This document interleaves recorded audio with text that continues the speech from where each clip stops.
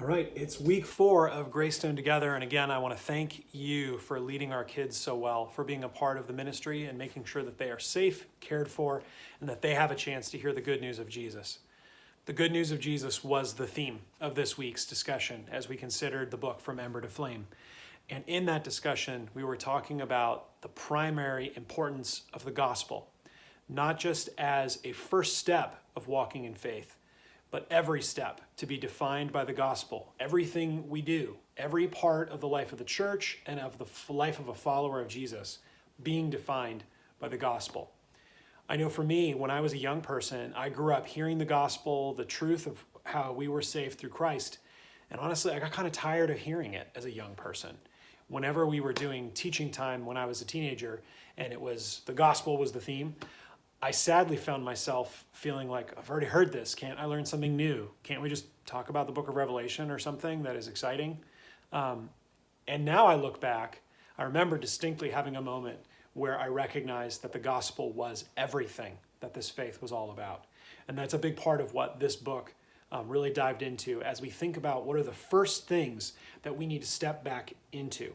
Now that we've remembered where God has moved in the past, now that we've repented of the things that we have allowed to happen and have gone wrong, how do we take back those first things that are so important? And the first one is having the gospel be front and center in everything that we do. The gospel is more than just a starting point. It's the driving force of everything that we're a part of. It should fill the life of believers. And even though when I was younger, I pushed against that, eventually, I came to find the sweetness of how the gospel permeates everything that we do, that it defines and exemplifies everything that God's big story is all about. Especially as we work with kids and teenagers and young people, the fact that all of the things we want them to understand about God's heart and character, they are found and summarized in the good news about Jesus and the restoration that we have because of the gospel. And this can make us sound kind of scandalous because it's like, shouldn't we be teaching about behavior or the things that we're supposed to be doing? And there's a great quote from the book. This is on page 78, and I really like that. It's from Martin Lloyd-Jones, who's a Bible teacher, and it says, "If you are not vulnerable to the charge of antinomianism," that's the idea that we don't have to follow the law at all, "then you have not preached the gospel of grace with clarity. But if you have not answered that charge of antinomianism, saying that we are not beholden to the law and it's just grace, what should we do? Why should we even follow the commands of the Lord and behave a certain way? Then you have not preached the gospel of grace with integrity." We have a hard job of communicating the powerful good news of grace and also leading into the transforming power of grace. This is hard and it's beautiful. The whole chapter is kind of summed up in where the gospel needs to be, and it's summed up in 3 places. We need to preach the gospel to ourselves, first and foremost.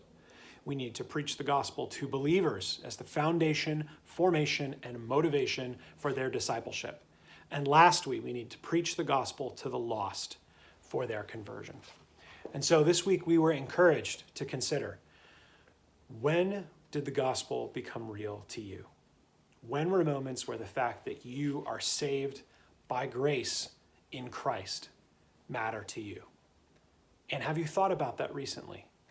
Is it something that drives how you follow after him today? And when was the last time that you shared that good news with someone else? How would you articulate the fact that God has saved you through grace in a powerful way to someone who doesn't necessarily know or believe that? So that was our encouragement for this week. It's the basics, but it's everything. And so this is important stuff.